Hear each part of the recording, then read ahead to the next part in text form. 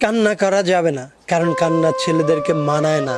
ঠিক বুঝ হওয়ার পর থেকে ছেলেদেরকে এই একটা কথাই ভালোভাবে শিখিয়ে দেওয়া হয়। আর এই কথাটা শিখিয়ে দেওয়া সমাজটা এবং সমাজের মানুষগুলো ভুলেই যায় যে ছেলেদেরও একটা মন আছে, তাদেরও মন খারাপ হয়।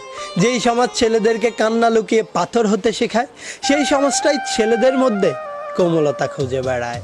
আর একটু এদিক সেদিক হলেই ছেলেদেরকে রাগী, বদমেজাজি আর পাষাণ উপাধি দিয়ে দেয়।